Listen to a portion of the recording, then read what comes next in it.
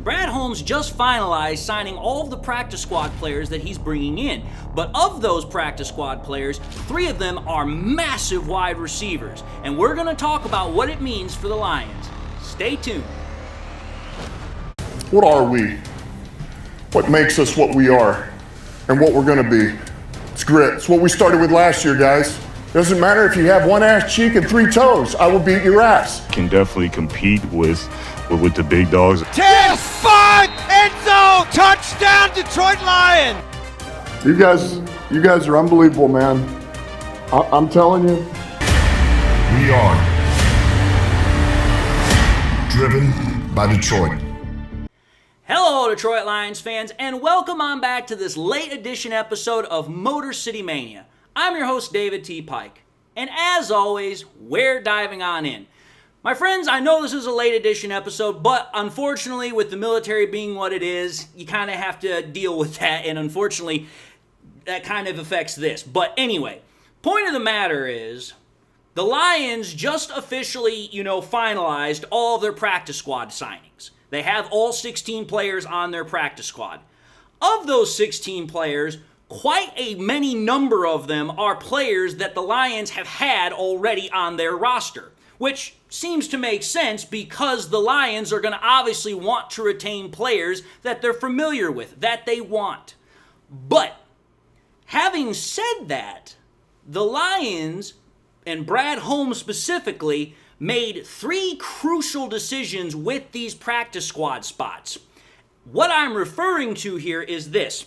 Obviously, when we came to the cuts for, the end of the period with roster cuts, getting down to the final 53-man roster, but we got down to 52, it was announced that the Lions at the time were only going to keep 4 wide receivers, which was Amon-Ra St. Brown, Jameson Williams, going to be Khalif Raymond, and also Isaiah Williams. Now, that's who's officially on the roster at this moment. But the Lions just signed 3 different wide receivers, which are absolutely big. They're massive. And the reason why this is important is because the Lions, all offseason, all through minicamp, OTAs, training camp, preseason, the whole shebang, have been looking for somebody to fill in that X wide receiver role. They tried to do it this offseason, and it didn't work. Nobody really impressed them enough to actually get onto the roster. But now, Brad Holmes has brought in these 3 wide receivers. Obviously, yesterday, it was announced that the Lions had, signed Tim Patrick, formerly of the Denver Broncos, to the practice squad. And I talked about him in a previous episode that I released earlier today. But the Lions have also now added 2 more. One of them we're very well familiar with, Donovan Peoples-Jones. According to Adam Schefter, the Lions have brought him back to the practice squad. But the other guy that we have also signed is Allen Robinson. Now, all of these guys have name recognition. They all have name value.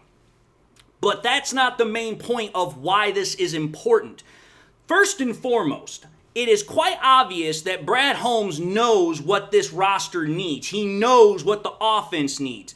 And let's call it for what it is. Dan Campbell obviously tried to reassure that, hey, if we don't have a true X wide receiver, we can still make this offense work. But again, Brad Holmes is not going to let something like that have a massive hole when he knows that that's something that obviously Ben Johnson is wanting and needing, and something that Dan Campbell would obviously like to add to this offense.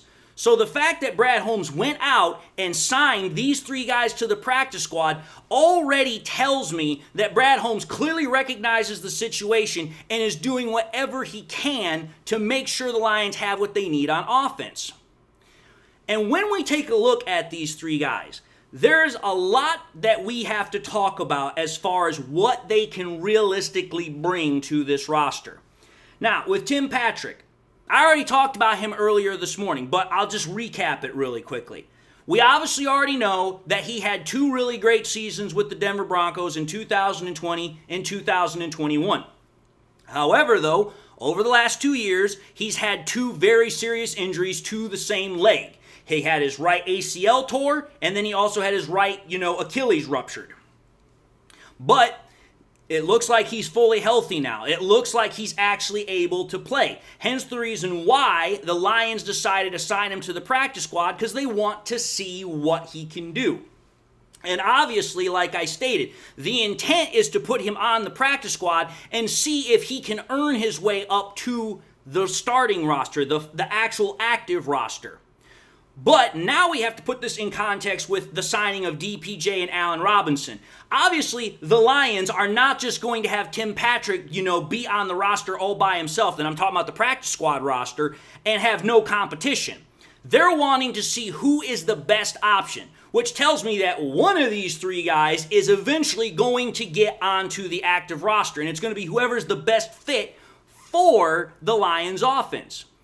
Now, when we're talking about Tim Patrick here, the one thing I am going to say that I did not talk about in my previous episode is that I decided to get a little bit squirrely here. And the reason I'm saying this is because you guys all remember Megatron. Couldn't be a Lions fan and actually say you don't know who Megatron is. Let's be fair here.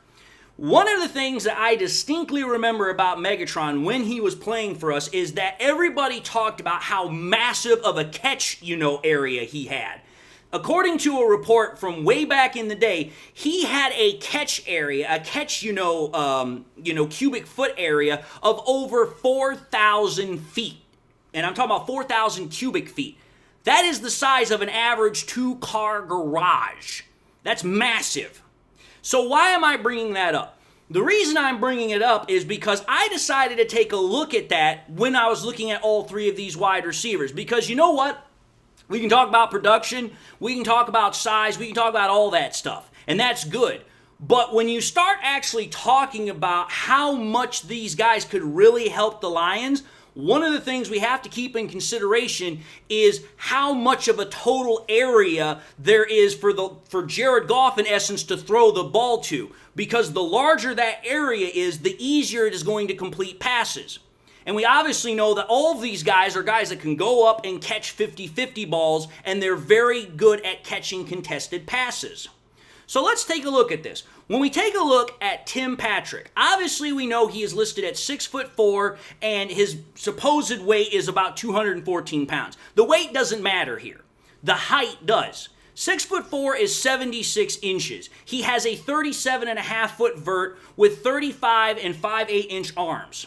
When you put all those numbers in and you do the math, which, trust me, I had to use calculators for this because I don't math very well. But when you do all the calculations, what it comes out to is that Tim Patrick has a 2,800 cubic foot area to catch a football. Now, that's obviously nowhere close to Megatron. Megatron was a one-of-a-kind. But the point of the matter is that that's more than half of what Megatron had. So it's still a pretty damn substantial area for Jared Goff to throw to. In essence, the best way I can describe it is a little bit more of 1.5 car garage. If you can even think about half of a car somehow, being in a garage. But still, the point of the matter is it's a pretty damn substantial area. So then I was like, okay, here, let's take a look at the other two receivers. Donovan Peoples-Jones. Obviously, Lions fans are already familiar with Donovan Peoples-Jones. He's a pretty solid, pretty reliable wide receiver. He hasn't exactly been a flashy guy in the past, but he's dependable. I punched in all the same numbers that I did with Tim Patrick. DPJ, he's listed at 6'2". His vertical, however, out of all the guys that the Lions signed, is the largest. He has a 44.5-inch vertical, folks. That's downright crazy. But he has shorter arms than Tim Patrick. His arms are only listed at 33.5 inches. So, again, punch all the numbers into the calculator. You're talking about a guy that has a 2,903 cubic foot area for catching a football. So, again, a massive area and almost to 3,000. So, again, a still very large, substantial area. Then we get to Allen Robinson. Now, Allen Robinson is the one guy that, Lions fans are not necessarily familiar with, other than the fact that he played for the Chicago Bears in the past. But let's talk about Allen Robinson here really quickly. Not only in terms of the cubic feet area, but also in terms of what he can do for the Lions. First, we'll talk about his cubic feet area. Allen Robinson is listed pretty much the same height as Donovan Peoples-Jones. He's about, according to what I found, he's 5/8 inches taller than freaking Donovan Peoples-Jones. You're pretty much splitting hairs there, but whatever, it's still measured that way. His arms are even shorter, however, than Donovan Peoples-Jones. He only has 32-inch arms, but his vertical is also better than Tim Patrick's. It's a 39-inch vertical. The problem is that when you put all that together, it's the lowest area out of all the wide receivers that we have that Brad Holmes signed. His cubic feet area is only 2,533. So it's substantially smaller than DPJ's and Tim Patrick's. So that's something to keep in mind when we're having this conversation. But, like I said, we already know what Tim Patrick has done in the past. Pretty steady production in 2020 and 2021. Hasn't done anything for the last 2 years due to injury. DPJ, he had one really great season in Cleveland, but hasn't really done anything since. His production has been pretty much below average to average. But when we take a look at Allen Robinson, even though he has the smallest cubic catch area out of all the wide receivers that Brad Holmes signed, he has the most production out of all said wide receivers.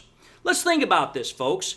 If you go back and you check Allen Robinson's production over the course of his career, he's been at times a rather prolific wide receiver. And the reason I'm saying this is because let's go back to 2015. That's a pretty long time ago, but the reason I'm bringing this up is for a reason. You go back to 2015, he had a 1,400-yard season. He had 14 passing touchdowns. You want to know who was throwing the ball to him then? That was Blake Bortles, folks. Blake Bortles is a trash quarterback. But yet somehow, Allen Robinson was able to put up almost 1,500 yards and over freaking 14 touchdowns. Like, dude, that's impressive. And then let's move on to when he was with the Bears. In 2019, he almost had a 100 reception season with a little over, 1,100 yards. Had 7 passing touchdowns. You want to know who was throwing the ball to him then? It was Mitch Trubisky. In 2020, he did have over a 100 reception season, had 1,250 passing yards, and had 6 touchdowns. Again, Mitch Trubisky was the quarterback. Why am I bringing this up? Well, when we're talking about all of these wide receivers, let's just call it for what it is, folks. None of these wide receivers, for the most part, have had really great quarterbacks to throw to them. Again, Allen Robinson, when he was at his best in producing, Blake Bortles and Mitch Trubisky, definite bottom feeders in terms of quarterback quality. He's had other guys to throw to him because, if you think about it, last year, who was he with? I think he was with, I think he was probably with the Rams, or maybe that was in 2022. Whatever the case is, Allen Robinson, for the majority of his career, has not really had a great quarterback to throw to. And even in 2022, when he had Matt Stafford, that was the year Matt Stafford was dealing with a whole bunch of injury problems, which obviously that impacted his ability to be produce out on the field. Then when you talk about DPJ, obviously when he was playing and had that one good season, it was with the Browns. Let's just call it for what it is. The Browns have had almost no luck finding a quarterback since freaking the days of Bernie Kosar. So, yeah, let's just put that one in perspective. And then Tim Patrick, like I said, in 2020, when he had his first real good season, he was catching passes from freaking Drew Lock. Then in 2021, he was catching passes from Teddy Bridgewater. Teddy Bridgewater is a decent quarterback. But he's not a franchise quarterback. He's just a guy that, hey, you know what? He can come in, he can fill in for a pinch. He might be a bridge quarterback for a full season, but that's about it. My whole point of the matter is none of these guys have ever really had a quarterback like Jared Goff throwing to them. And now, when you take a look at what Brad Holmes has done here, he has given Ben Johnson and Jared Goff all the potential resources they're going to need to find the best X wide receiver that can fit this offense.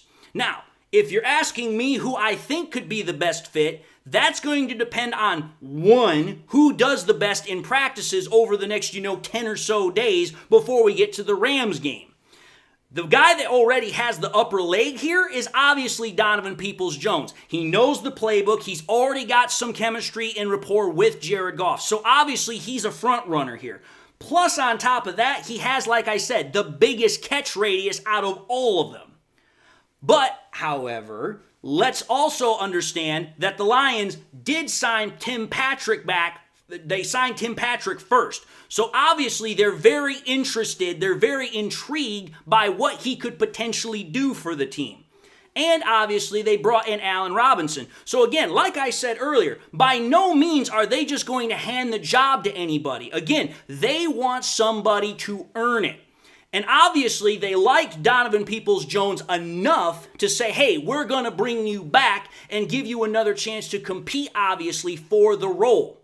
So whatever happens here is definitely something to pay attention to, because it would not at all surprise me that whoever wins this competition is going to become wide receiver number 3 when they get elevated to the roster. Because chances are, as we already know, that, hey, Amon-Ra St. Brown, he's wide receiver 1. Wide receiver 2 is Jamison Williams. But wide receiver 3, who's supposed to be that X-wide receiver, we don't know who that is yet. We already know that Dan Campbell said that, Khalif Raymond can play as wide receiver 3 in terms of actual talent on the depth chart.